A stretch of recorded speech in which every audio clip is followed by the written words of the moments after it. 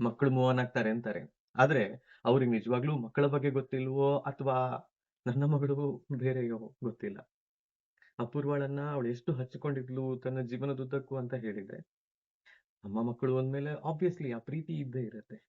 ಇವಳಿಗಿಂತ ಹೆಚ್ಚು ಅಪೂರ್ವ ಇವಳನ್ನ ಹಚ್ಚಿಕೊಂಡಿದ್ದದ್ದು ವಿಚಿತ್ರವಾಗಿತ್ತು. ಏನು ಮಾಡೋದಕ್ಕೂ ಬೇರೆಯವ್ರಿಗೆ ಬಿಡ್ತಿರ್ಲಿಲ್ಲ. ಇನ್‌ಫ್ಯಾಕ್ಟ್ ಶಾಲೆಗೆ ಹೋಗ್ಬೇಕಾದ್ರೆ ಮಗಳನ್ನ ಡೇ ಕೇರ್‌ಗೆ ನಾನು ಕಳಿಸ್ಬೇಕಾಗ್ತಿದ್ದಾಗ ಬೆಂಗಳೂರಿನಲ್ಲಿ ಕೆಲವೊಂದಿಷ್ಟು ದಿನ ಅಪೂರ್ವ ತುಂಬಾ ಬ್ಯುಸಿ ಇರ್ತಿದ್ಲು. ಅವಳಿಗೆ ಅಡುಗೆ ಕೆಲಸ ಆಗ್ಬೇಕು. ಇವಳಿಗೆ ಟಿಫಿನ್ ಪ್ಯಾಕ್ ಮಾಡಿ ಕೊಡ್ಬೇಕು ಅಂತ ಆದಾಗ ಮಗಳು ಎದ್ದ ಕೂಡ್ಲೆ ನಾನ್ ಕರ್ಕೊಂಡು ಹೋಗಿ ಸ್ನಾನ ಮಾಡ್ಸಿ, ಹಲ್ಲುಜ್ಸಿ ಕರ್ಕೊಂಡ್ ಬರ್ತಿದ್ದೆ. ಹೀಗೆ ನಾನು ಕರ್ಕೊಂಡು ಬಂದಾಗಲೂ ಅಪೂರ್ವ ಹೇಳ್ತಿದ್ದದ್ದು, ಛೇ ಮಗಳಿಗೆ ನಾನು ಮೀಸೆ ಕಾತು ಎನಗೆ ಮಿಸ್ ಆತು ಮಗಳ ಮೀಸುದು ಹೇಳಿ. ಒಂದ್ ಸರ್ತಿ ಸ್ನಾನ ಮಾಡ್ಸೋದು ಮಿಸ್ ಆದ್ರೆ ಅವಳಿಗೆ ಇಷ್ಟು ಬೇಜಾರಾಗ್ತಿತ್ತು. ಆಫೀಸಿಗೆ ಅವಳು ಹೋಗ್ತಿದ್ದಿದ್ದು ವಾರಕ್ಕೆ ಒಂದೇ ದಿನ. ಹೀಗೆ ಹೋಗೋದಕ್ಕೆ ಶುರುವಾಗಿದ್ದು ಕೂಡ ಮಗಳಿಗೆ 2, 2.5 ವರ್ಷ ಆದ್ಮೇಲೆ. ಹಾಗಾಗಿ ಮಗಳನ್ನ ಬಿಟ್ಟು ಅವಳು ಆಫೀಸ್‌ಗೆ ಹೋಗಿದ್ದದು ಪ್ರಾಯಶಃ ಥ್ರೂ ಔಟ್ ಒಂದು 10, 15 ಸತಿ ಇರ್ಬಹುದಷ್ಟೇ. ಇಷ್ಟು ಸರ್ತಿ ಹೋದಾಗ್ಲೂ ಪ್ರತಿ ಸರ್ತಿ ಹೋದಾಗ ನನಗೆ ಮೆಸೇಜ್ ಮಾಡ್ತಿದ್ಲು. "ಮಗಳು ತುಂಬಾ ಮಿಸ್ ಆವುತೆ ನನಗೆ" ಅಂತ. ನಾನು ಯಾವುದೋ ಒಂದು ಕನ್ವರ್ಸೇಷನ್‌ನಲ್ಲಿ ನಾನು ಅಪೂರ್ವ ಮಾತಾಡ್ಬೇಕಾದ್ರೆ ಒಂದು ಮಾತು ಹೇಳಿದ್ದೆ ಮುಂಚೆ. ಅಲ್ಲ, ಒಂದು ವೇಳೆ ನಾವು ಕುಂಭಮೇಳಕ್ಕೆ ಹೋಗ್ಬೇಕಾದ್ರೆ ಈ ಮಾತು ಬಂದಿದ್ದು. ಈ ಕುಂಭಮೇಳದಲ್ಲಿ ಮಕ್ಕಳು ಕಳೆದು ಹೋಗೋದು ಅಂತೆಲ್ಲ ಆಗುತ್ತಲ್ಲ ಹಾಗೆ. ನಾನು ಆಗ ಅವಳ ಹತ್ರ ಕೇಳಿದ್ದೆ, "ಒಂದು ವೇಳೆ ನಮ್ಮ ಮಗಳು ಕುಂಭಮೇಳದಲ್ಲಿ ಕಳೆದು ಹೋದ್ರೆ ಅವಳು ನಮ್ಮನ್ನ ಮತ್ತೆ ರೆಕಗ್ನೈಸ್ ಮಾಡ್ತಾಳಾ ಅಂತ. 1 ವರ್ಷ ಎನ್ನೊಟ್ಟಿಗೆ ಇಲ್ಲದಿರುವುದೇ ಮಗಳು ಎನ್ನ ರೆಕಗ್ನೈಸ್ ಮಾಡ್ತು. 1 ವರ್ಷ ನಮ್ಮೊಟ್ಟಿಗೆ ಇಲ್ದಿದ್ರೂ ಕೂಡ ಮಗಳನ್ನ ನಾನು ಮತ್ತೆ ನೋಡಿದಾಗ ಅವಳು ನನ್ನನ್ನು ರೆಕಗ್ನೈಸ್ ಮಾಡ್ತಾಳೆ, ಅವಳು ನನ್ನನ್ನು ಹಿಡ್ಕೋತಾಳೆ. ನಮ್ಮದು ಸೋಲ್ ಸಂಬಂಧ ಅಂತ ಹೇಳಿದ್ಲು ಅಪೂರ್ವ. ಆತ್ಮಗಳ ಸಂಬಂಧ ಅದು ಅಂತ.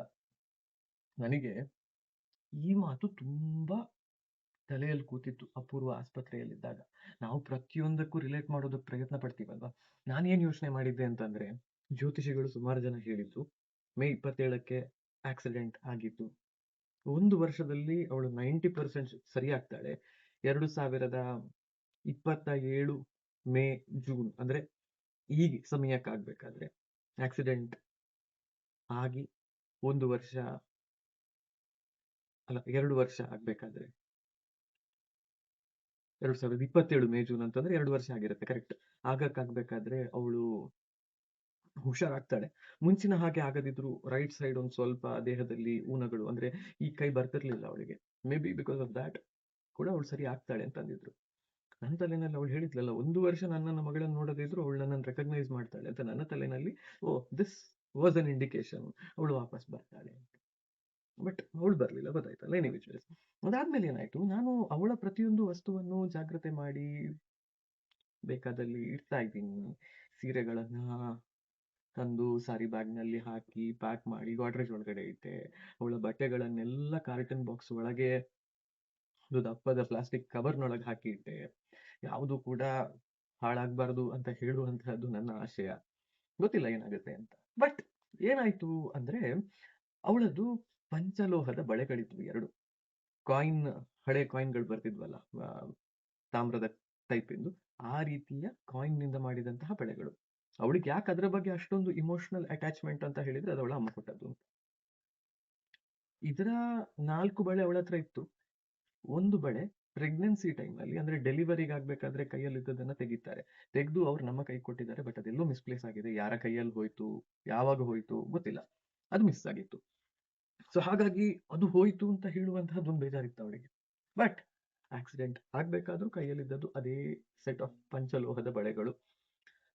ತೆಗೆದು ನಮ್ಮ ಕೈಗೆ ಕೊಟ್ರು. ನಮ್ಮ ಕೈಗೆ ಅವಳ ಮೈಯಲ್ಲಿದ್ದಂತಹ ಚಿನ್ನವು ಕೂಡ ಸಿಕ್ಕಿತ್ತು. ಅದೆಲ್ಲವೂ ಚಿಕ್ಕಮ್ಮನ ಮನೆಯಲ್ಲಿ ಹಾಗೆ ಥ್ರೂ ಔಟ್ ಆಸ್ಪತ್ರೆಯಲ್ಲಿರುವವರೆಗೆ ಮತ್ತು ಸ್ವಲ್ಪ ದಿನ ನಾವು ಸರಿಯಾಗುವಲ್ಲಿಯವರೆಗೆಲ್ಲ ಅಲ್ಲೇ ಇತ್ತು. ಮತ್ತೆ ಚಿಕ್ಕಮ್ಮ ಕೊಟ್ರು ಅದನ್ನ ತಗೊಂಡ್ ಬಂದ್ವಿ ಮನೆಗೆ.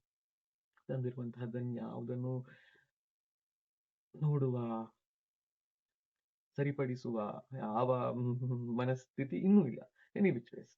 ಏನಾಯ್ತು ಅಂತಂದ್ರೆ, ಆ ಪಂಚಲೋಹದ ಬಳೆಗಳು ಅವಳಿಗೆ ತುಂಬಾ ಇಷ್ಟ ಇತ್ತು. ಅದು ಕಣ್ಣಿಗೆ ಕಂಡ ಕೂಡ್ಲೆ ತೆಗೆದು ನಾನು ಇಟ್ಕೊಂಡಿದ್ದೆ ನಂಗೆ ಬೇಕು ಅಂತ. ಅದನ್ನ ನನ್ನ ಮತ್ತು ಅವಳ ಫೋಟೋ ನಮ್ಮ ಶೋಕೇಸ್‌ನಲ್ಲಿದೆ. ಅದರ ಮುಂದೆ ಫೋಟೋದ ಅಡಿಯಲ್ಲಿ ಇಟ್ಟಿದ್ದೆ. ನಾನು ಬೆಂಗಳೂರಿಗೆ ಆಫೀಸಿಗೆ 2 ವಾರಕ್ಕೊಮ್ಮೆ ಹೋಗ್ತೀನಲ್ಲ, ಹಾಗೆ ಒಂದ್ ಸರ್ತಿ ಹೋಗಿದ್ದಾಗ ಇವಳಿಗದು ಕಂಡಿದೆ. ಇವಳಿಗೆ ಕಂಡದ್ದನ್ನ ಅದು ನೋಡಿ, "ಏಯ್! ಅಮ್ಮನ ಬಳೆ ಇಲ್ಲಿ ಯಾರಿಟ್ಟದ್ದಿದನ್ನ? ನನ್ನಮ್ಮ ಚಾಮಿ ಹತ್ರ ಹೋಗಿದ್ದಾಳೆ. ಚಾಮಿ ಹತ್ರ ಅವಳಿದ್ದಾಳೆ ಅಂದ್ರೆ ಅವಳ ಬಳೆಯೂ ಅಲ್ಲೇ ಇರ್ಬೇಕು" ಅಂತ ಹೇಳಿ, ಆ ಬಳೆಯನ್ನ ತಗೊಂಡು ಹತ್ತು ಕರೆದು ಅಪ್ಪ ಅಮ್ಮನ ಹತ್ರ ಎಲ್ಲ ಜಗಳ ಆಡಿ ತಗೊಂಡು ಹೋಗಿ ದೇವರ ಕೋಣೆಯಲ್ಲಿ ದೇವರ ಮಂಟಪದ ಒಳಗಿಟ್ಲು. ಇದು ಅಮ್ಮನ ಬಗ್ಗೆ ಅವಳಿಗೆ ಇವತ್ತು ಇರುವಂತಹ ಆಲೋಚನೆ. ನಿನ್ನೆ ಶುಕ್ರವಾರ ನಮ್ಮ ಮನೆಯಲ್ಲಿ ಸಪ್ತಶತಿ ಪಾರಾಯಣ ಆಗುತ್ತೆ. ಅಪ್ಪ ಪಾರಾಯಣ ಮಾಡ್ಲಿಕ್ಕೆ ಕೂತಿದ್ದಾರೆ. ಇವಳು ಶಾಲೆಯಲ್ಲಿ ತುಂಬಾ ಭಜನೆಗಳನ್ನ ಹೇಳಿಕೊಡ್ತಾರೆ. ಪಂಡರಾಪುರವೆಂಬ ದೊಡ್ಡ ನಗರ, ಅದು ನೀನೆ ಬಂದುಕೊಂಡು ಅಂಬಿಗ ನಿನ್ನ ನಂಬಿದೆ ಹಾಡು ಹೇಳಲಿಕ್ಕೆ ಸ್ಟಾರ್ಟ್ ಮಾಡಿದ್ಲು. ಸೊ ನಾನೇನ್ ಮಾಡಿದೆ ಅಂದ್ರೆ ಲ್ಯಾಪ್ಟಾಪ್ನಲ್ಲಿ, ನಾನು ಬಿಸಿ ಇದ್ದೆ, ಶುಕ್ರವಾರ ವರ್ಕ್ ಮಾಡ್ತಿದ್ದೆ, ನಾನು ಲ್ಯಾಪ್ಟಾಪ್ನಲ್ಲಿ ಅಂಬಿಗ ನಾನಿನ್ನ ನಂಬಿದೆ ಭಜನೆಯನ್ನ ಹಾಕಿಕೊಟ್ಟೆ. ದೇವರ ಕೋಣೆಯ ಹತ್ರ ಹೊರಗಡೆ ಅದನ್ನಿಟ್ಟಿದ್ದೆ. ಇವಳಿಗೆ ಡ್ಯಾನ್ಸ್ ಮಾಡೋದು ಇಷ್ಟ. ಅಮ್ಮನಿಗೂ ಡ್ಯಾನ್ಸ್ ಮಾಡೋದು ಇಷ್ಟ. ಅಪೂರ್ವನಿಗೆ ಮಗಳ ಜೊತೆಗೆ ಡ್ಯಾನ್ಸ್ ಮಾಡ್ಬೇಕು ತಾನು.